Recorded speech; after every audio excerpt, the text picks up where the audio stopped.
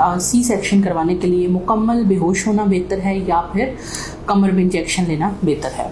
मैं इस पर काफ़ी देर से बात करना चाह रही थी क्योंकि ये हर पेशेंट का जो है वो क्वेश्चन होता है। जो मुकम्मल बेहोशी है और जो स्पाइनल है उस दोनों में फ़र्क क्या है। मुकम्मल बेहोशी में ये होता है कि हम मरीज़ को उसकी अपना रेस्पिरेटरी सिस्टम, उसका ब्रेन का जो रेस्पिरेटरी सिस्टम है उसको हम मशीन के ऊपर डाल देते हैं और एक सांस की नाली के अंदर एक ट्यूब डाल के मशीन के ज़रिए से उसको ऑक्सीजन प्रोवाइड करते हैं और उसको मुकम्मल तौर पे सुला दिया जाता है, जिसकी वजह से ना तो वो पेन को महसूस कर सकता है ना वो प्रेशर को फील कर सकता है। यानी तमाम तर उसकी जो ब्रेन के अंदर आने वाले सिग्नल हैं वो ख़त्म हो जाते हैं सिवाय ऑटोनॉमिक के, यानी कि आपका हार्ट बीट चलती रहती है जो कि सेल्फ कंट्रोल में नहीं है, वो चीज़ें चलती रहती हैं। अब इसमें ये होता है कि आप पेशेंट को जब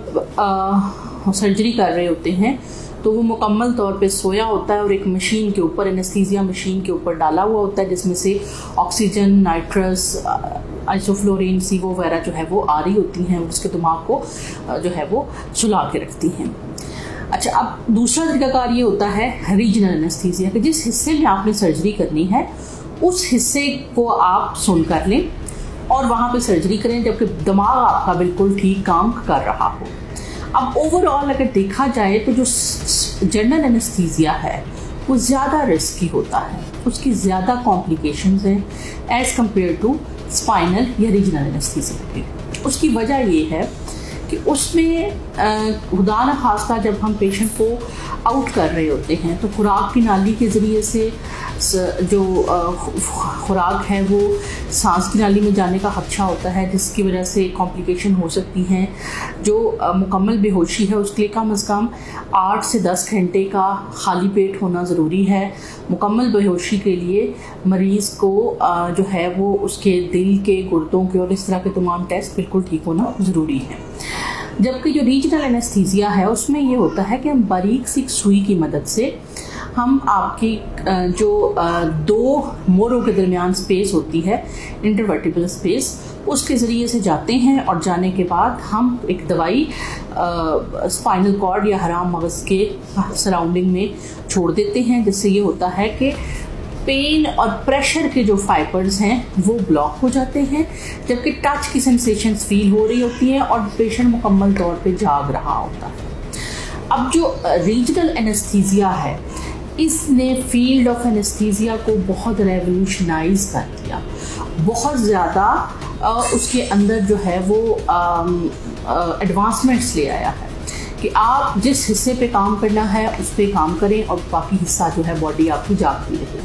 तो लिहाजा स्पाइनल एनेस्थीसिया एक ब्लेसिंग है, ना कि इसके बारे में जो वहम फैलाए जाते हैं कि कमर में इंजेक्शन लगाने से कमर दुख जाती है, कमर ख़राब हो जाती है। ऐसा बिल्कुल नहीं होता। हम कोई वहाँ पे मेख तो नहीं ठोक रहे। आप अगर वो स्पाइनल एनेस्थीसिया की नीडल में किसी वीडियो में आपको दिखाऊंगी, वो इतनी बारीक होती है कि हड्डी के तो आर पार जाना उसके बस की बात ही नहीं होती है। तो लिहाजा ये जो मिथ है कि जी स्पाइनल एनेस्थीसिया के बाद हाँ इसकी कॉम्प्लिकेशन हो सकती है कि अगर आप अपने सर को ऊपर करके रखें या CSF लीक होता है तो पट्ठों का खिंचाव हो सकता है। इसके अलावा इसकी कोई जो है वो कॉम्प्लिकेशन ऐसा सच नहीं है, और अगर कोई कॉम्प्लिकेशन होती है तो वो मैनेज करना जनरल एनेस्थीसिया की निस्बत ज़्यादा आसान होता है। तो अगर आपका सी सेक्शन हो रहा है और आप सिर्फ इस डर की वजह से कि मैं जो है वो कमर की दर्द होगी, कमर की हड्डी ख़राब हो जाएगी, कमर बेकार हो जाएगी, या इस तरह की चीज़ों की वजह से अगर आप जनरल एनेस्थीसिया को ऑप्ट कर रहे हैं तो बिल्कुल भी इस चीज़ पे ना जाइए, बल्कि जो है वो आप ज़रूर स्पाइनल एनेस्थीसिया को प्रेफर कीजिए। जनरल एनेस्थीसिया अगर आप दिल के मरीज़ हैं और हार्ट आपका काम नहीं कर रहा तो उस सूरत हाल के अंदर हम स्पाइनल को प्रेफर नहीं करते, जियो को प्रेफर करते हैं। उसकी वजह यह है कि स्पाइनल में सडनली ब्लड प्रेशर ड्रॉप होता है, जिसकी वजह से क्या होता है कि हार्ट को मज़ीद ज़ोर लगाना पड़ता है, और उस सूरत हाल के अंदर अगर आपका हार्ट पहले से कॉम्प्रोमाइज़ है तो उस पर उसको ज़्यादा जोखिम उठाना पड़ता है, ज़्यादा